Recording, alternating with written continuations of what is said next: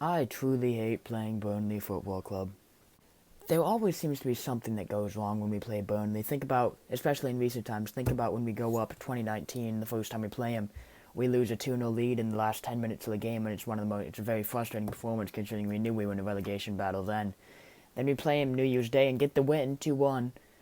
But again, there is also the fact that two of our players got their knees turned into melted cheese. And then at the beginning of December before Christmas, 0-0 draw where we had 27 shots. And then today, where we were the better team by a country mile. We're a completely different class than Burnley. No offense, Burnley fans, but we're 10 times better than Burnley. And we lose, which just shows that you can lose to anyone in this league. And it's really disappointing because we were a country mile better team on the day, and we know we've got a ton more quality than them. But you got to give Burnley fair play. Sean Dyche especially, they were a much worse team than we are. Again, no offense, but Sean Dyche is an incredible manager. He knows how to get the best out of his players. They've got a great unit. Ben Mee, absolutely phenomenal today. Nick Pope, tip-top keeper. He denied so many of our shots in the first half. Considering that we could have gone into halftime 3-0 up and no one really would have batted an eyelid if they watched the game. But, yeah, what's going on, guys? Hope you all have an amazing day. And today we're going to be reviewing the match against Burnley. Obviously, a very frustrating one, like that whole intro curtailed. But, yeah, I'm just going to get into it. I'm going to go over the timeline of the game, then go over certain individual performances and certain individual things. We're mainly going to be talking about Aston Villa, but credit to Burnley. They did come back. They never back down, never say die mentality. It's a great unit, Burnley. It's a great story, really. It's the lowest wage bill in the league. They don't spend much money ever. But Sean Dyche is a class manager. He gets the best out of his players. And like I said, we're a team way better than Burnley in quality. We're a country mile better than them on the day. But they're resolute defensively and they know how to counterattack. But let's get into the Aston Villa side of things. But we start off the game, we have a good few chances, Barkley's in-swinging corner meets Konsa, who heads it over the bar, and then we have a couple other half chances where we get things going. But it's mainly in the 13th minute when Jack Grealish draws 3 or 4 players towards the inside of the box. Matt Targett creeps around and stalks the touchline, stays onside, whips up inch-perfect ball into Ollie Watkins, who pokes it with the outside of his right foot past Ben Mee and past the goalkeeper. World-class goal from the team, just a great team goal. And then obviously we have a lot of chances throughout the rest of the half. So many chances. Traore's got 2 shots blocked by keeper and Ben Mee. We've got Barkley hitting the bar. We've got Watkins messing up his feet. We've got players playing such good passes. We've got all these great chances going for us. Grealish comes close a few times. We could have gone to the halftime 3 or 4-0 up. If we took half of our chances, we could have gone to the halftime 3 up.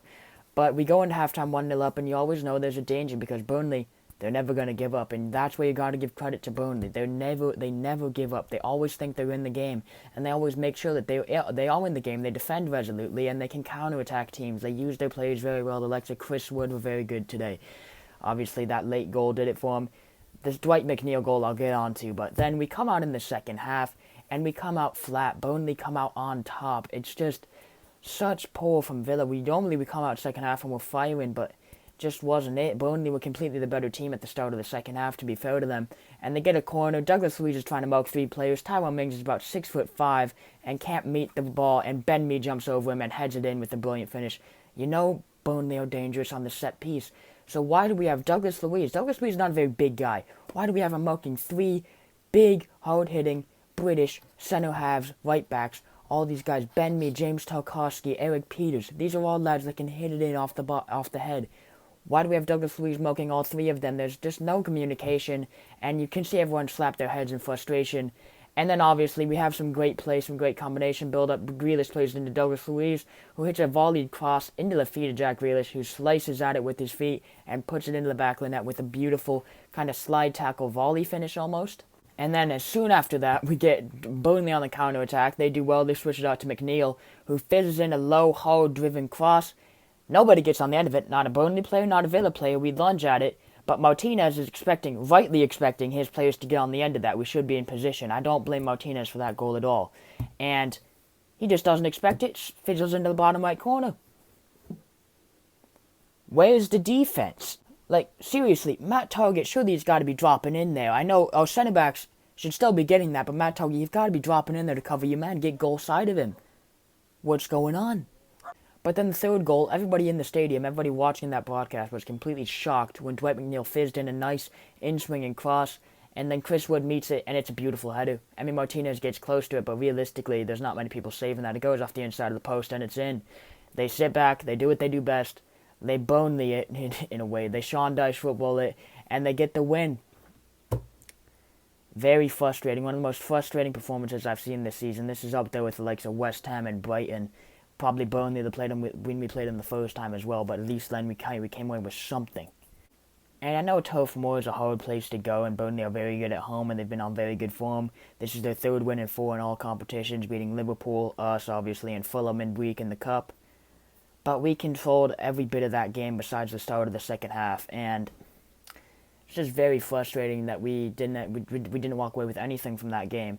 Even a draw I wouldn't have been happy with, but to lose that game, it's just unbelievable. Like I'm racking my brain trying to see a conclusion where I think there's reason behind us losing that game, but it's just unbelievable. The defense let us down today, which is something that we don't say very often about this current Aston Villa team.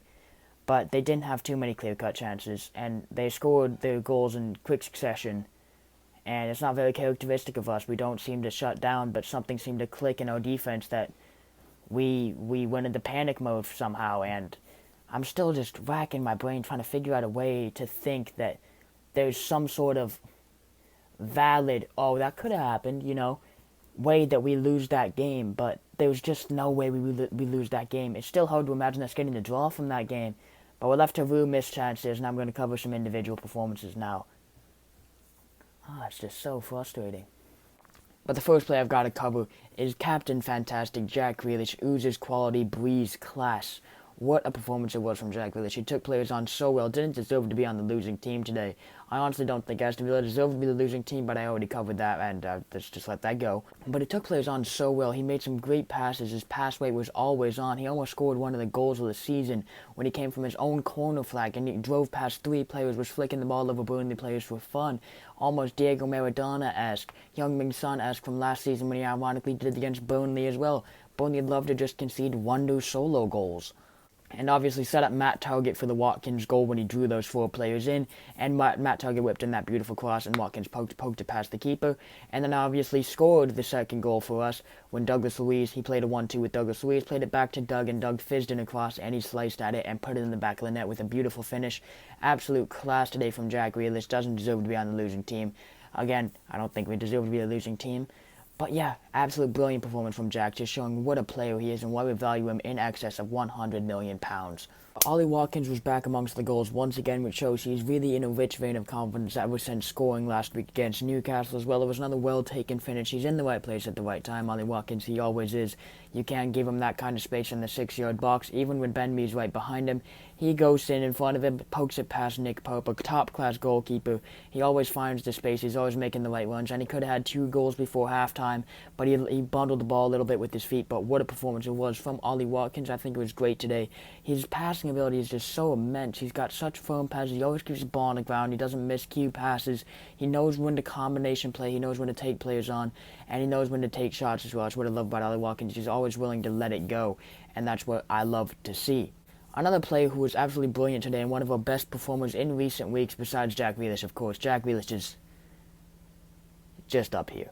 Is Matt Targett. I think it was absolutely immense today. Obviously, another pinpoint cross, but he was also very good. The only bad thing he did was maybe he got caught a little bit out for the McNeil cross, wicked luck goal from Burnley, where he could have got a goal sign and would have got a foot to it. But again, it's neither here nor there. The centre-backs could have got it. Martinez could have done better in that situation, though I don't blame him at all for that.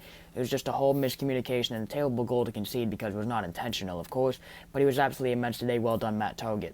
Now, I also have to give credit to Ezri Konsa, especially. He's just so consistent. Tyrone Mings made a few mistakes. I thought he was excellent today as well, though. If I had ranked them, I'd probably give Ezri Konsa 7.5 and Mings a 7. I thought they were both very good today. And they're coming up against 2 players, which are Chris Wood and Jay Rodriguez, who are very handfuls. They're just handfuls to deal with. They're such big, brolic strikers that are good. The ball sticks to them. They always get their body in front of the ball and win it, and it's just very frustrating to play against, I can imagine. And although our defense panicked a little bit after the second goal, and we panicked for the third goal, I don't blame them. Up until the 79th minute, we were absolutely mentioned after the 79th minute, but that's all it takes in the Premier League. 2-3 lapses of concentration, and boom, you go from 2-1 up to losing 3-2 at Turf Moor, which you're not going to come out of that. You're not going to come out of that alive at that point. Yeah, but it was just a very frustrating day at Turf Moor, in a game where we were clearly the better team, we're clearly a better quality side, but ultimately that's what happens in the Premier League. We've got to say fair play to Burnley. They were a great unit, they were a fantastic story, like I said, lowest wage bill in the Premier League, and still managed to find themselves afloat every single season. Credit to Sean Dyche, credit to their defense, credit to their attackers, credit to the whole Burnley team. They performed very well today, and they made their fans very proud. But ultimately, it's Villa who let this game go. We're clearly a better quality team. We just didn't take our chances when we were left to rue that today. But like I said, it's just very, very frustrating to think about. We're going to put this one behind us. We're going to move on to Southampton Saturday.